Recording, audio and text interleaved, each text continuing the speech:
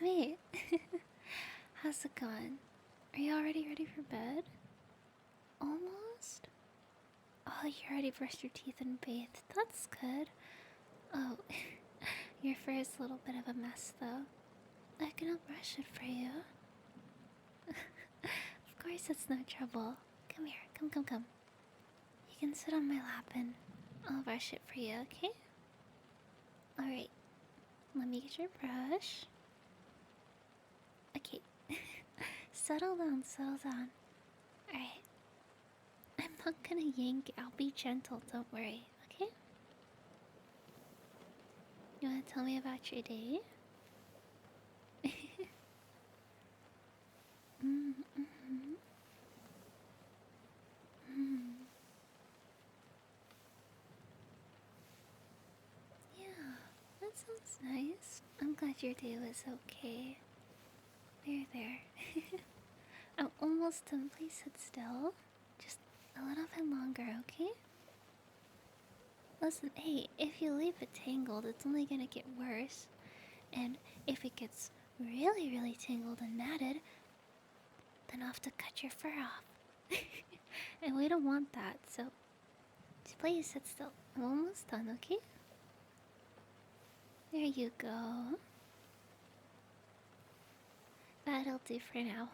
Alright. You're so fussy today. Alright. Now that your fur is brushed, let's get you into bed, okay? No, you can't stay up longer. It's already midnight. It's way past your bedtime. Because I say so, alright? Now get in bed. Come on. There you go. Let me tuck you in, okay? Alright, there we go. I hope you have sweet dreams, okay, my little cat too? Alright, I'll turn off the light on my way out. You can't sleep. You haven't even tried yet. What do you mean? Oh. Would you like a bedtime story to help? No. Alright. Hold on. Allow me to get my storybook, okay?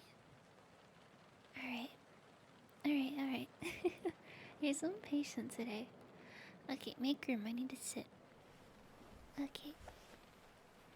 What shall we read today? How about Hansel and Gretel? That's a story I enjoyed a lot growing up. Yeah? Alright. Once upon a time, near a great forest, there lived a poor woodcutter and his wife, and his 2 children. The boy's name was Hansel, and the girl's Gretel. They had very little to bite or to sup, and once, when there was a great dearth in the land, the man could not even gain the daily bread. As he lay in bed one night thinking of this, and turning and tossing, he sighed heavily and said to his wife, "What will come of us? We cannot even feed our children. There is nothing left for ourselves." "I will tell you what, husband," answered the wife. "We will take the children early in the morning into the forest, where it is thickest. We will make them a fire, and we will give each of them a piece of bread. Then we will go to our work and leave them alone. They will never find their way home again, and we shall be quit of them." "No, wife," said the man. "I cannot do that. I cannot find in my heart to take my children into the forest and to leave them there alone. The wild animals would soon come and devour them." "Huh? I would never leave you in the forest either. It's okay." Don't worry. You're so silly. May I continue? Okay. "Oh, you fool," said she. "Then we will all 4 starve. You had better get the coffins ready." And she left him no peace until he consented. "But I really pity the poor children," said the man. The 2 children had not been able to sleep for hunger, and had heard what their stepmother had said to their father. Gretel wept bitterly and said to Hansel, "It is all over for us." "Do be quiet, Gretel," said Hansel. And do not fret, one will manage something. And when the parents had gone to sleep, he got up, put on his little coat, opened the back door, and slipped out. The moon was shining brightly, and the white flints that lay in front of the house glistened like pieces of silver. Hansel stooped and filled the little pocket of his coat as full as it would hold. Then he went back again and said to Gretel, "Be easy, dear little sister, and go to sleep quietly. God will not forsake us," and laid himself down in his bed. When the day was breaking, and before the sun had risen, the wife came and awakened the two children, saying, "Get up, you lazy bones. We are going into the forest to cut wood." Then she gave each of them a piece of bread and said, "That is for dinner, and you must not eat it before then, for you will get no more." Gretel carried the bread under her apron, for Hansel had his pockets full of the flints. Then they set off all together on their way to the forest. When they had gone a little way, Hansel stood still and looked back towards the house, and this he did again and again, till his father said to him, "Hansel, what are you looking at? Take care not to forget your legs." "Oh, father," said Hansel, "I am looking at my little white kitten who is sitting up on the roof to bid me goodbye." "You young fool," said the woman, "that is not your kitten, but the sunshine on the chimney pot." Of course, Hansel had not been looking at his kitten, but had been taking every now and then a flint from his pocket and dropping it on the road.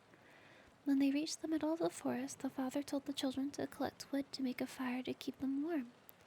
And Hansel and Gretel gathered brushwood enough for a little mountain, and it was set on fire. And when the flame was burning quite high, the wife said, "Now, lie down by the fire and rest yourselves, you children, and we will go and cut wood, and when we are ready, we will come and fetch you."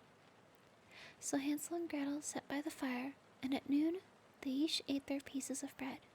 They thought their father was in the wood all the time, as they seemed to hear the strokes of the axe, but really it was only a dry branch hanging to a withered tree that the wind moved to and fro.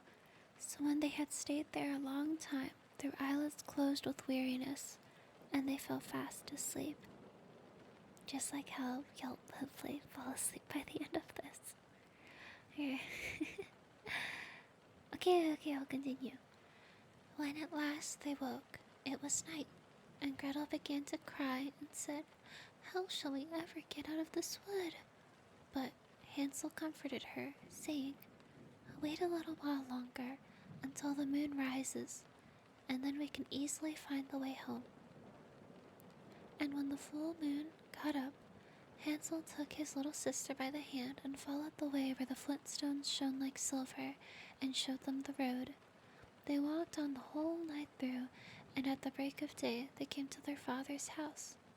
They knocked at the door, and when the wife opened it and saw that it was Hansel and Gretel, she said, "You naughty children, why did you sleep so long in the wood? We thought you were never coming home again." But the father was glad, for it had gone to his heart to leave them both in the woods alone. Not very long after that, there was again great scarcity in those parts, and the children heard their mother say at night in bed to their father, "Everything is finished up. We have only half a loaf, and after that the tale comes to an end. The children must be off. We will take them farther into the wood this time, so that they shall not be able to find the way back again. There is no other way to manage." The man felt sad at heart, and he thought it would be better to share one's last morsel with one's children. But the wife would listen to nothing that he said, but scolded and reproached him. He who says A must say B too, and when a man has given in once, he must do it a second time. But the children were not asleep and had heard all the talk. When the parents had gone to sleep, Hansel got up to go out and get more flintstones as he did before, but the wife had locked the door, and Hansel could not go out. But he comforted his little sister and said, "Don't cry, Gretel, and go to sleep quietly, and God will help us." Early the next morning the wife came and pulled the children out of bed. She gave them each a little piece of bread, less than before, and on the way to the wood, Hansel crumbled the bread in his pocket and often stopped to throw a crumb on the ground. "Hansel, "What are you stopping behind and staring for?" said the father. "I'm looking at my little pigeon sitting on the roof to say goodbye to me," answered Hansel. "You fool," said the wife. "That is no pigeon, but the morning sun shining on the chimney pots." Hansel went on as before and strewed breadcrumbs all along the road. The woman led the children far into the wood, where they had never been before in all their lives. And again there was a large fire made, and the mother said, "Sit still there, you children, and when you are tired you can go to sleep. We are going into the forest to cut wood, and in the evening, when we are ready to go home, we will come and fetch you." When noon came, Gretel shared her bread with Hansel, who had strewed his along the road. Then they went to sleep, and the evening passed, and no one came for the poor children. When they awoke, it was dark night, and Hansel comforted his little sister and said, "Wait a little, Gretel, until the moon comes up. Then we shall be able to see the way home by the crumbs of bread that I have scattered along it." So when the moon rose, they got up, but they could find no crumbs of bread, for the birds of the woods and of the fields had come and picked them up. Hansel thought they might find the way all the same, but they could not. They went on all that night and the next day from the morning until the evening, but they could not find their way out of the wood, and they were very hungry, for they had nothing to eat but the few berries they could pick up. And when they were so tired that they could no longer drag themselves along, they lay down under a tree and fell asleep. It was now the third morning since they had left their father's house. They were always trying to get back to it, but instead of that, they only found themselves farther into the wood. And if help had not soon come, they would have been starved. About noon they saw a pretty snow-white bird sitting on a bough and singing so sweetly that they stopped to listen. And when he had finished, the bird spread his wings and flew before them, and they followed after him until they came to a little house, and the bird perched on the roof. And when they came nearer, they saw that the house was built of bread, and roofed with cakes, and the window was of transparent sugar. "We will have some of this," said Hansel, "and make a fine meal. I will eat a piece of the roof, Gretel, and you can have some of the window that will taste sweet." So Hansel reached up and broke off a bit of the roof, just to see how it tasted, and Gretel stood by the window and gnawed at it. Then they heard a thin voice call out from inside, "Nibble, nibble like a mouse, who is nibbling at my house?" And the children answered, "Never mind, it is the wind." And they went on eating, never disturbing themselves. Hansel, who found the roof tasted very nice, took down a great piece of it, and Gretel pulled out a large round window pane, and sat her down and began upon it. Then the door opened, and an aged woman came out, leaning upon a crutch. Hansel and Gretel felt very frightened, and let fall what they had in their hands. The old woman, however, nodded her head and said, "Ah, my dear children, how come you here? You must come indoors and stay with me. You will be no trouble." So she took them each by the hand and led them into her little house, and there they found a good meal laid out, of milk and pancakes, with sugar, apples, and nuts. After that she showed them two little white beds, and Hansel and Gretel laid themselves down on them and thought they were in heaven. The old woman, although her behavior was so kind, was a wicked witch who lay in wait for children and had built the little house on purpose to entice them. When they were once inside, she used to kill them, cook them, and eat them, and then it was a feast day with her. "What? I don't do that. What are you talking about? I would never hurt kids. Just adults." Anyways, the witch's eyes were red, and she could not see very far, but she had a keen scent, like the beasts, and knew very well when human creatures were near. When she knew that Hansel and Gretel were coming, she gave a spiteful laugh and said triumphantly, "I have them, and they shall not escape me." Early in the morning, before the children were awake, she got up to look at them, and as they lay sleeping so peacefully with round rosy cheeks, she said to herself, "What a fine feast I shall have." Then, She grasped Hansel with her withered hand and led him into a little stable and shut him up behind a grating, and call and scream as he might, it was no good. Then she went back to Gretel and shook her, crying, "Get up, lazy bones. Fetch water and cook something nice for your brother. He is outside in the stable and must be fattened up, and when he is fat enough, I will eat him." Gretel began to weep bitterly, but it was of no use. She had to do what the wicked witch bade her, and so the best kind of victuals was cooked for poor Hansel, while Gretel got nothing but crab shells. Each morning the old woman visited the little stable and cried, "Hansel, stretch out your finger, that I may tell if you will soon be fat enough." Hansel, however, used to hold out a little bone, and the old woman, who had weak eyes, could not see what it was, and supposing it was Hansel's finger, wondered very much that it was not getting fatter. When 4 weeks had passed and Hansel seemed to remain so thin, she lost patience and could wait no longer. "Now then, Gretel," cried she to the little girl, "be quick and draw water. Be Hansel fat or be he lean, tomorrow I must kill and cook him." Oh, what a grief for the poor little sister to have to fetch water, and how the tears flowed down over her cheeks. "Dear God, pray help us," cried she. "If we had been devoured by wild beasts in the wood, at least we should have died together."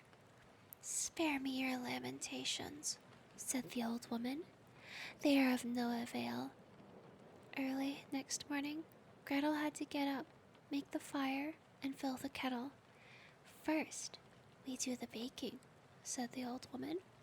"I have heated the oven already and kneaded out the dough."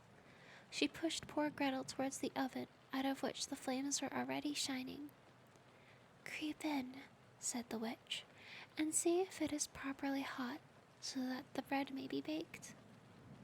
And Gretel, once in, she meant to shut the door upon her and let her be baked, and then she would have eaten her. But Gretel perceived her intention and said, "I don't know how to do it. How shall I get in?" "Stupid goose," said the old woman. "The opening is big enough. Do you see? I could get in myself." And she stooped down and put her head in the oven's mouth. Then Gretel gave her a push, so that she went in farther, and she shut the iron door upon her and put up the bar. Oh, how frightfully she howled! But Gretel ran away and left the wicked witch to burn miserably. Gretel went straight to Hansel, opened the stable door, and cried, "Hansel, we are free! The old witch is dead." Then out flew Hansel like a bird from its cage as soon as the door was opened. How rejoiced they both were! How they fell each on the other's neck, and danced about and kissed each other. And, as they had nothing more to fear, they went over all the witch's house, and in every corner there stood chests of pearls and precious stones. "This is something better than flint stones," said Hansel, as he filled his pockets, and Gretel, thinking she also would like to carry something home with her, filled her apron full. "Now, away we go," said Hansel. "If we only can get after the witch's wood."